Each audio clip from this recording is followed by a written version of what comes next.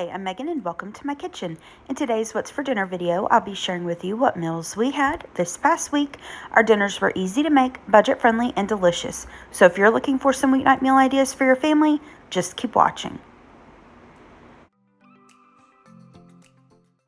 First up, I made barbecue chicken flatbread pizzas. I didn't follow a recipe for this, but I'll show you what I did.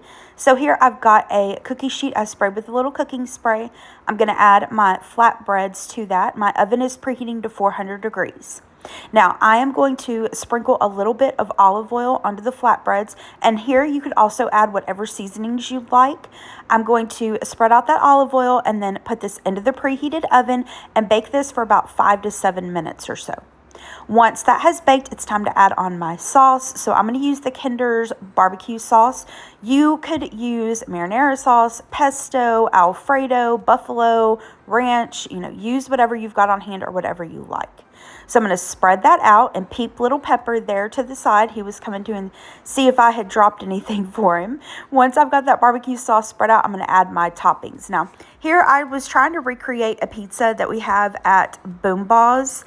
They use brisket. I didn't have any brisket, so I just used some chicken breast that I had seasoned with the Kinder's barbecue seasoning. I cooked it up in the air fryer and diced it up. Next, I'm going to add pineapple, and yes, we love pineapple on our pizza, but if it's offensive to you, just leave it off. Next, I'm going to add on some cooked bacon. I didn't have any, just like regular bacon on hand. I had this pre-cooked bacon, so I'm just going to use that. And then Boom Ba's adds pepperdew peppers to their pizza, which I'd never had until we had it there, and they are so yummy and so sweet. I couldn't find any near me, so I got these on Amazon. Now I'm going to add my mozzarella cheese, and then that's pretty much it. I'm going to add, or put this rather, into the preheated oven and bake this for maybe 7 to 10 minutes or so until the crust is golden brown and the cheese is melted. So here's what the pizza looked like when it was out of the oven. I'm going to drizzle some more of that barbecue sauce on top of this. And then I'm going to add some fresh chopped cilantro. Again, I'm just kind of recreating the Boom Ba's pizza. If you don't like cilantro, of course, you're in your kitchen. Just leave it off. But I'm going to let this sit for just a couple minutes and then slice it up, and we are ready to eat. And here are the plates. So we've got the pizza, and then I just did some side salads. Quick and easy dinner. So the next night there was a hibachi food truck near us, and we wanted to give it a try. So I placed an order. Gary went and picked it up. Gary got their steak, chicken, and shrimp hibachi, and it came with fried rice and vegetables. I don't remember what I got, what it's called, but it was like thinly sliced steak and then shrimp. I just don't remember what the steak was called. Same hibachi with the fried rice and vegetables. And then we got a order of their spring rolls to split. And then Gary got one of their sushi rolls, but he got so full from the hibachi that he saved the sushi roll and had it for lunch the next day. But that was our dinner this night. For dinner the next night, I tried a new recipe for a vegetable and ricotta baked orzo. Now, I have the recipe, and it will be linked in the description box below for you. I've got the oven preheating to 400 degrees. I have a casserole dish. This is a 9x9, I believe. I sprayed it with some cooking spray. I chopped up some vegetables in one of those little food choppers. I have a purple onion, a red bell pepper, and some mushrooms. I'm going to drizzle that with some olive oil, and then we're going to season this up. We're going to use some parsley flakes, some basil, red pepper flakes, some minced garlic, and then salt and pepper. And I'm going to give that a really, really good stir. Now, a quick note about this recipe while I'm doing that. So Gary and I liked this. We didn't love it necessarily. For me personally, I felt like with as many ingredients and as many steps as went into it, it didn't have as much flavor as I was hoping for, but it was good. I just think maybe there's a few things next time I would do differently if I made this. So here's one of the first things. So this said to go into the preheated oven. Remember, it said at 400 degrees, and to bake the vegetables for 15 minutes.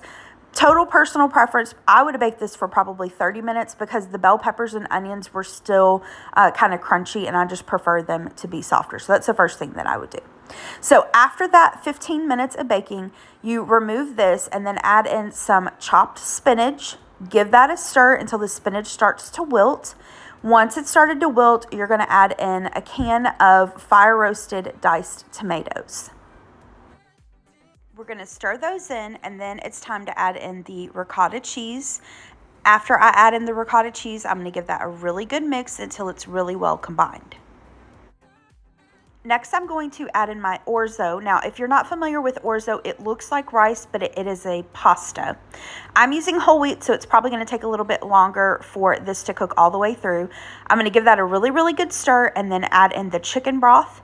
Give it another good stir, and then this is going to go into the oven. Now, my casserole dish was like filled to the brim, and so I ended up putting this on a cookie sheet, one, to make it just a little easier to get in and out of the oven, and two, in case it, cooked over a little bit, it didn't go all over the stove. So this is going to go back into the oven. Remember, it's set at 400 degrees and bake for another 15 minutes. This is what it looked like after 15 minutes, so I gave it a stir, and as you can see, it's still pretty liquidy. And then the recipe said to put this back into the oven and bake it for another 10 to 15 minutes until the liquid was absorbed and the orzo was cooked all the way through. Total disclaimer, I don't know if it's just because I used whole wheat orzo instead, but mine ended up taking an additional 30 minutes, in addition to what the recipe called for. I kind of kept having to take it out and check it, take it out and check it. But once the liquid is absorbed and your orzo is tender, we're going to add on our mozzarella cheese. And I had a little bit of shredded Parmesan too on hand that I needed to use up. So this is going to go back into the oven one last time and bake this for maybe like 10 minutes or so, just until the cheese is nice and melted and it is bubbly. And you do want to let this sit for a few minutes once it comes out of the oven before you serve it up. To go along with this, I have these mini baguettes from Sister Schubert's. I'm going to cook them up according to the package instructions. It did include air fryer instructions, so that's how I cooked them. And then once they were golden brown, I took them out and I'm going to serve them with some of this butter. So here's a picture of my plate. I forgot to get a picture of Gary's. He ate later than I did, but his was the same, just maybe a little bit more. And like I said, there was nothing wrong with this recipe. Like, I don't know how to explain it. We liked it. It was good.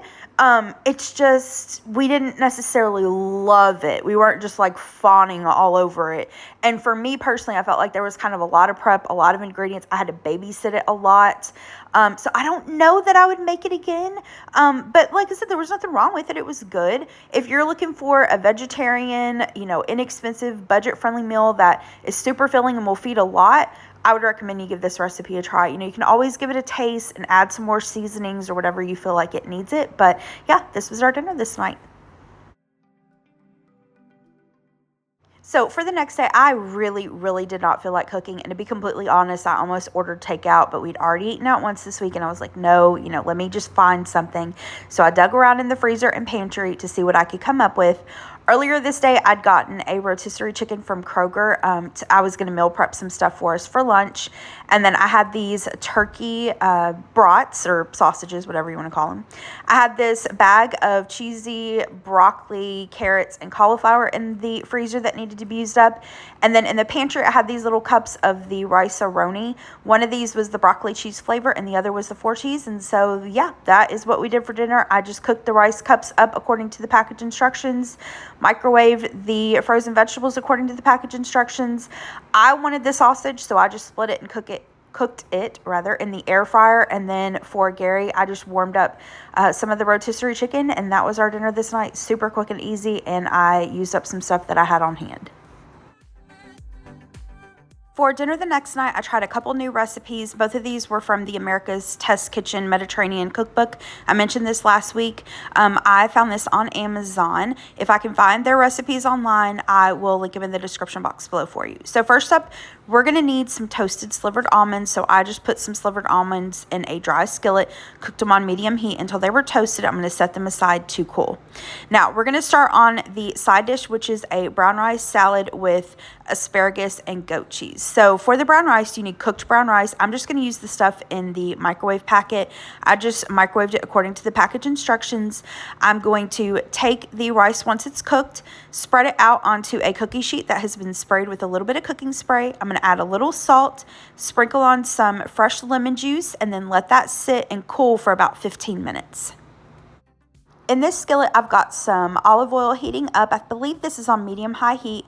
I'm going to add some asparagus that I cut into about 1-inch size pieces. I'm going to season this up with some of the Kinder's seasoning, their blend seasoning. It's basically just salt, pepper, and garlic. And I'm going to cook the asparagus for maybe about 5 minutes until it is tender, and then we're going to proceed with making the salad. So in this bowl, I'm going to add in, you can use avocado oil or olive oil, whichever you prefer. Once I've got that oil added, I'm going to add in some fresh lemon zest, followed by some fresh lemon juice. Next, I'm adding in some minced shallot, and if you're not familiar with shallots, they're basically like a cross between garlic and an onion. They're not nearly as strong and, overwhelming as an onion, so they're great to use in salad dressings like this. So I'm going to season this salad dressing with salt and pepper to taste.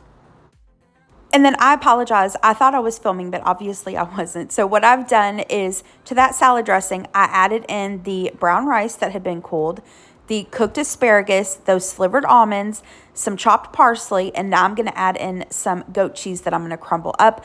I had some honey goat cheese on hand, so I decided to use that. You could really use whatever flavor you prefer. So once I've got all of that added to the bowl, I'm going to give it a really good mix, taste it, and adjust the seasonings to your taste. Add a little more salt or pepper, add some more lemon juice, whatever you think it needs. Now for the other side dish, I'm going to do some Brussels sprouts. I had some Brussels sprouts in my fridge that were like on their last leg and definitely needed to be cooked. So I just split those. I'm going to season them with a little olive oil, balsamic vinegar, and then some of that same Kinder's blend seasoning. And then I cooked these in the air fryer at about 370 degrees for, I don't know, it really just depends on how you like your Brussels sprouts and how big they are. We like ours pretty roasted, so I think I cooked mine for about 9 or 10 minutes or so. But just shake them halfway through, and once, you're happy with their tenderness and brownness, they're done. Now it's time to start on the entree. I had some scallops in my freezer I needed to use up, so I'm trying a new recipe for seared scallops with an orange lime dressing. So in this little mason jar here, I'm going to make the dressing. I'm adding some avocado oil. You could use olive oil, canola oil, whatever you prefer. We're going to add in some fresh orange juice and then some fresh lime juice. And I really like using mason jars when making dressings or vinaigrettes like this. It's just really convenient.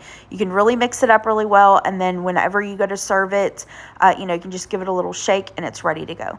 So now we're going to season this with a little bit of salt and pepper. And once we've got it seasoned to taste, we're going to add in some finely minced shallots. And I apologize, I forgot to mention, I also added in some red pepper flakes. That's totally, optional. You don't have to add it at all, but it doesn't make it spicy. It just gives it a tiny little kick. Now we're going to add in some fresh parsley. I happen to have it on hand. I've been keeping fresh herbs, some of them anyway, on hand a little more often. But if you don't have fresh, no worries at all. Just use dried. So I'm going to add the lid and then give this a really, really good shake, and the dressing is done. So in this skillet, this is on about medium-high heat. I have some oil heating up. I'm going to add my scallops and sear them on both sides. Now, my pan wasn't as hot as I wanted it to be. I was a little impatient, so I didn't get as good of a sear on the first scallops as I would have liked to, but that's fine. They were still good. You just want to do this in batches so that these scallops sear and they don't, steam. So once those scallops were done, I pulled them out and then drizzled some of that dressing over the scallops. This is what they look like when they were done. Here are the plates. Gary asked for his scallops to go over his rice salad. So we've got the rice salad, the scallops, and the, what are they called? Brussels sprouts. This was a delicious dinner. It was light and really refreshing. For dinner the next night, I didn't get pictures, but we just raided the fridge and ate leftovers from the previous nights.